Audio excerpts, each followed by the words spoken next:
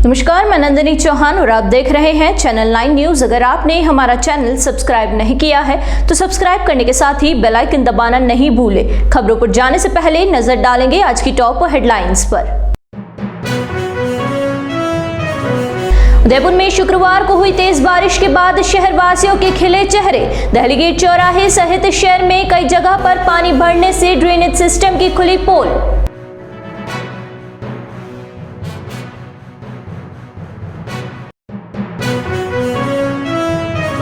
कांग्रेस की पीसीसी की ओर से बनी कमेटी ने देवराज के घर पहुंचकर अर्पित की श्रद्धांजलि। कमेटी के सदस्यों ने संभागीय आयुक्त से मुलाकात कर 1 करोड़ रुपए मुआवजा देने की उठाई मांग।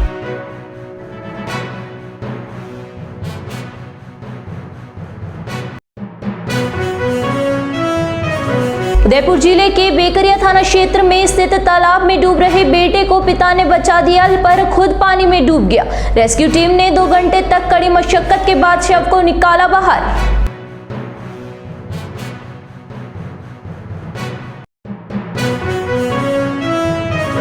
अब खबरें विस्तार से। उदयपुर शहर में शुक्रवार को इंद्रदेव मेहरबान हुए और दोपहर में तेज बारिश होने के बाद शहर की प्रमुख सड़कें जलमग्न हो गई। दहली गेट चौराहे पर पानी भर गया तो दूसरी ओर कोर्ट चौराहे से एमबी हॉस्पिटल जाने वाली सड़क पर पानी भरने से लोगों को आवाजाही में परेशानी का सामना करना पड़ा। इस वर्ष में उदयपुर में औसतन से भी कम बारिश होने से शहरवासियों के चेहरे की रौनक गायब हो गई है। लेकिन अब शुक्रवार को हुई बारिश के बाद मौसम विभाग की भविष्यवाणी से उम्मीद है कि बारिश के सीजन के अंत में लेक सिटी और आसपास के क्षेत्र में तेज बारिश का दौर शुरू होगा और नदी नालों में पानी आ जाएगा, जिससे झील भी भर जाएगी। उदयपुर में शुक्रवार को तेज बारिश के बाद शहर के ड्रेनेज सिस्टम की पोल खुल गई। दहली गेट चौराहे पर पानी भरने से कार और बाइक के आधे टायर पानी में डूब गए। वहीं पानी की निकासी सही ढंग से नहीं होने से पानी को वहां से निकलने में अधिक समय लग गया। इससे पैदल सहित 2 पहिया वाहनों पर चलने वाले लोगों को भारी परेशानी का सामना करना पड़ा। अभी देखिए कि दहली गेट चौराहे का हाल, जहां पर पानी भरने से लोगों को परेशानी हुई। उदयपुर में गत दिनों हुई चाकूबाजी में घायल होने के बाद जिंदगी की जंग हार चुके दिवंगत देवराज को पुष्पांजलि अर्पित करने के लिए शुक्रवार को प्रदेश कांग्रेस कमेटी की ओर से गठित कमेटी निवास स्थान पर पहुंची और कमेटी ने देवराज की तस्वीर पर पुष्पांजलि अर्पित कर उसे याद किया। इस मौके पर कमेटी के सदस्यों ने देवराज के परिजनों से बातचीत की और दुख की इस घड़ी में उन्हें सांत्वना दिया। इस दौरान कमेटी के सदस्यों ने परिजनों को इस मामले में हर संभव सहयोग करने की बात कही।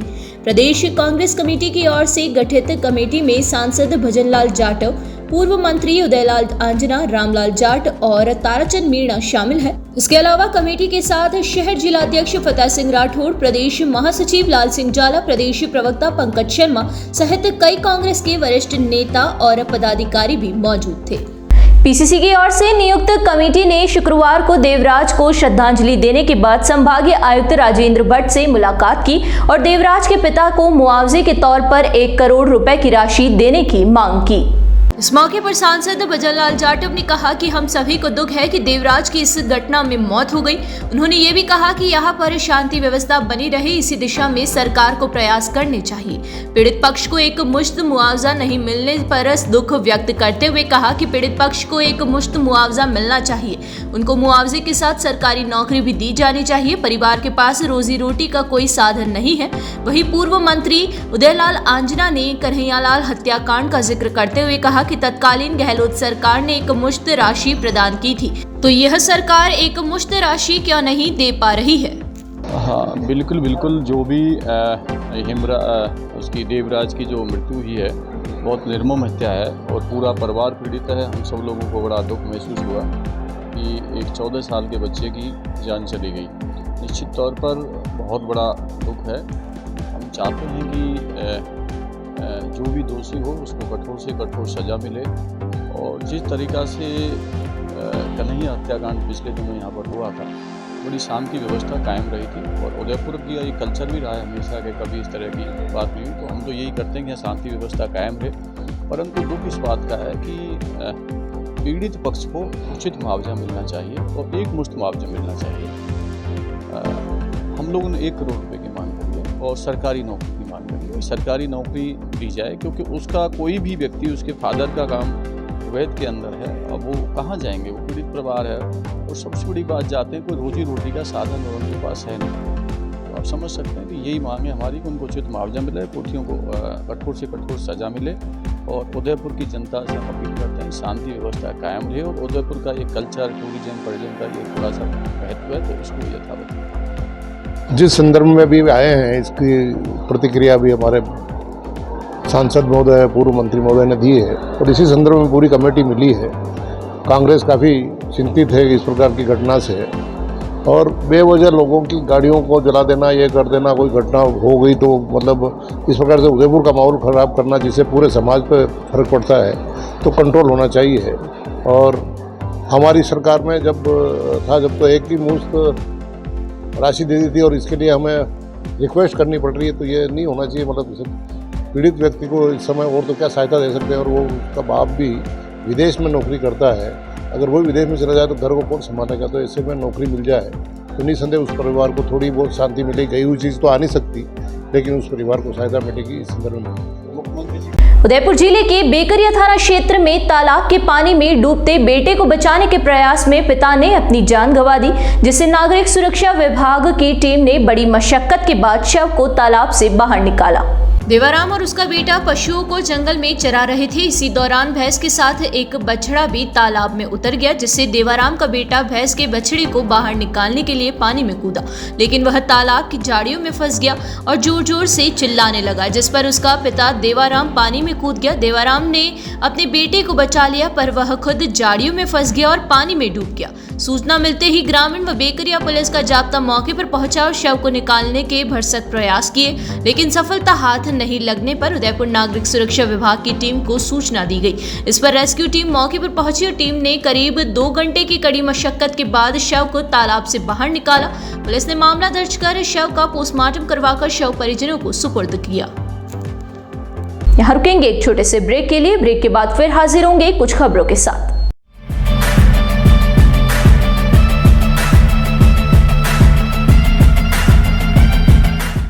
ब्रेक के बाद फिर से आपका स्वागत है। बढ़ेंगे अगली खबरों की ओर। केंद्रीय वित्त मंत्री निर्मला सीतारमण ने उदयपुर के हिरणमंगरी सेक्टर 14 में जीएसटी भवन का लोकार्पण किया। सेक्टर 14 सीए सर्कल के पास बने नए जीएसटी भवन के लोकार्पण समारोह में पहुंची सीतारमण को सबसे पहले कस्टम के जवानों ने गार्ड ऑफ ऑनर दिया। इसके बाद उन्होंने वैदिक मंत्रोच्चार के साथ आरती की और फीता काट कर जीएसटी भवन का शुभारंभ करते हुए पट्टिका का अनावरण किया। समारोह में शामिल होने के लिए मेहमान आगे बढ़े, तब तेज बारिश शुरू हो गई। वाटरप्रूफ टेंट के अंदर कार्यक्रम शुरू हुआ, जिसमें सबसे पहले इस नए भवन की छोटी क्लिप्स दिखाई गई। समारोह में मंच पर सीतारमण के साथ उदयपुर के सांसद मन्नालाल रावत, राज्यसभा सांसद चुनीलाल गरासिया सहित अधिकारी मंचासीन थे। कार्यक्रम में उदयपुर ग्रामीण विधायक फूल सिंह मीणा, महाराणा मेवाड़ फाउंडेशन के ट्रस्टी लक्ष्यराज सिंह मेवाड़, उदयपुर कलेक्टर अरविंद कुमार पोसवाल सहित शहर के गणमान्य और उद्यमी मौजूद थे। इस मौके पर सांसद मन्नालाल रावत ने कहा, निर्मला सीतारमण का उदयपुर में जैसे ही आना हुआ तो मेवाड़ पर इंद्र देवता ने भी मेहरबानी कर दी है और बारिश हो रही है। सांसद ने कहा कि केंद्र सड़क परिवहन मंत्रालय ने उदयपुर से पिंडवाड़ा हाईवे पर करीब 100 करोड़ रुपए की स्वीकृति जारी की है, जिसकी सूचना आज ही मिली है। मोहनलाल सुखाड़िया विश्वविद्यालय में एसएफबी बोर्ड से लगे करीब 327 गैर शैक्षणिक कर्मचारी ने एजेंसी के माध्यम से मानव संसाधन लेने के विरोध में शुक्रवार को आधे दिन का कार्य बहिष्कार करते हुए विश्वविद्यालय की ओर से लिए गए फैसले पर विरोध जताया। एसएफबी कर्मचारी संघ के अध्यक्ष नारायण साल्वी ने बताया कि सुखाड़िया विश्वविद्यालय में एसएफबी बोर्ड से संचालित व्यवस्था पर न सरकार को आपत्ति है और न ही उच्च शिक्षा विभाग को। 2008 में अब तक जारी 3 आदेशों में सरकार और विभाग ने कभी भी एजेंसी के माध्यम से सेवाएं लेने की बात नहीं की गई है। इसके बावजूद सुविवि प्रबंधन एजेंसी के माध्यम से ही सेवाएं लेने पर उतारू है। उन्होंने बताया कि एसएफबी बोर्ड से लगे कई कर्मचारी 12 से 15 वर्ष से सेवाएं दे रहे हैं, वह भी अधिकतम 15,000 रुपए मासिक वेतन पर। इतने कम वेतन पर सेवाएं देने के पक्षधार इसलिए थे कि उन्हें विश्वास था कि उन्हें स्थायी किया जा सकता है, इसके विपरीत सुविवी प्रबंधक एजेंसी के माध्यम से ही सेवाएं लेने की तैयारी कर रहा है। साल्वी ने बताया कि शुक्रवार को शांतिपूर्ण तरीके से विरोध करने के बाद ज्ञापन सौंपा गया। उन्होंने ये भी कहा कि अगर विश्वविद्यालय प्रशासन उनकी मांगों पर ध्यान नहीं देता है तो उग्र आंदोलन के साथ ही न्यायालय में शरण ली जाएगी। उदयपुर शहर में टूरिज्म बढ़ाने की दिशा में केवड़े के नाल में बॉटेनिकल गार्डन में कैक्टस गार्डन का उदयपुर सांसद डॉक्टर मन्नालाल रावत ने शुभारंभ किया। इस मौके पर सांसद डॉक्टर रावत ने कहा कि कैक्टस गार्डन इको टूरिज्म बढ़ाने की दिशा में अभिनव प्रयास किया गया है। इसकी शुरुआत से लेक सिटी में आने वाले पर्यटक यहां पर आकर इसकी खूबसूरती को निहार पाएंगे, साथ ही अरावली की जैव विविधता बचेगी।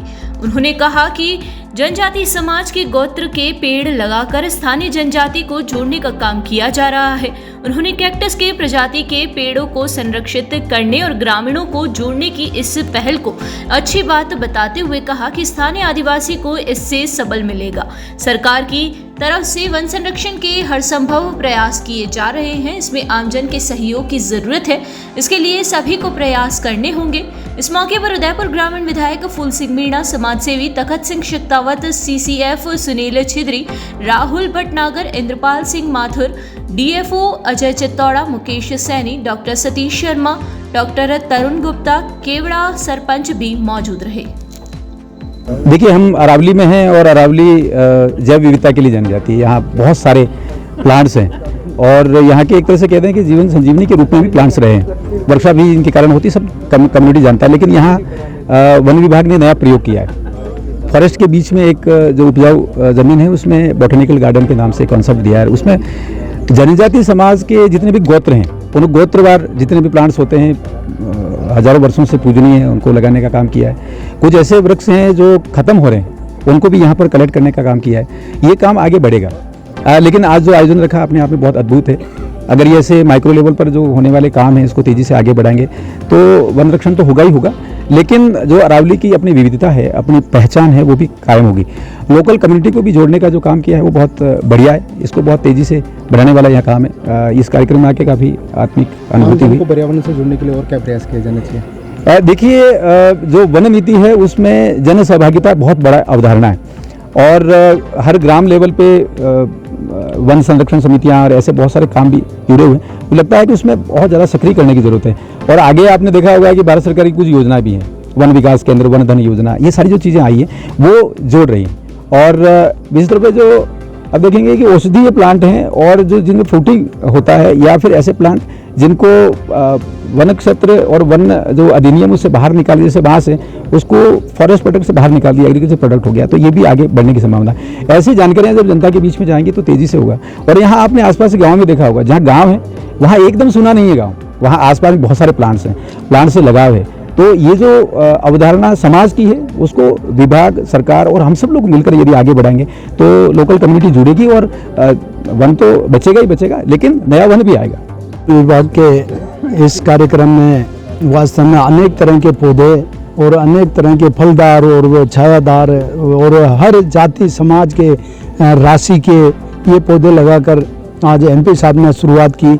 मैं वन विभाग के इस गार्डन को डेवलप करने के लिए बधाई देता हूं, शुभकामना के साथ में। ऐसा अरावली पर्वतमाला के अंदर इतनी सुंदर उपजाऊ जमीन और समतल जमीन कहीं नहीं मिलेगी वन विभाग के पास।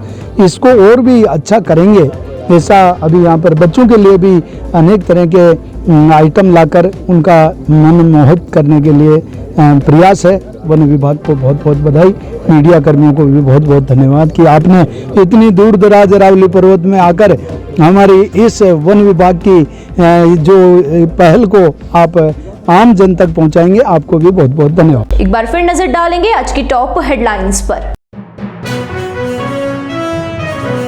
उदयपुर में शुक्रवार को हुई तेज बारिश के बाद शहरवासियों के खिले चेहरे। दहली गेट चौराहे सहित शहर में कई जगह पर पानी भरने से ड्रेनेज सिस्टम की खुली पोल।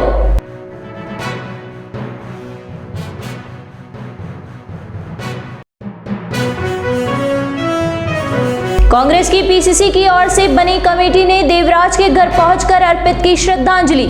कमेटी के सदस्यों ने संभागीय आयुक्त से मुलाकात कर 1 करोड़ रुपए मुआवजा देने की उठाई मांग।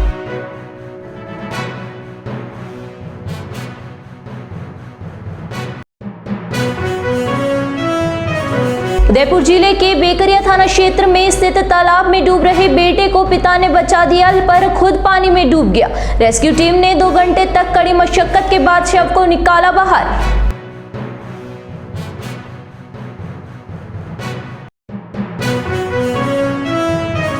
तो दीजिए इजाजत और बने रहिए चैनल 9 न्यूज के साथ। नमस्कार।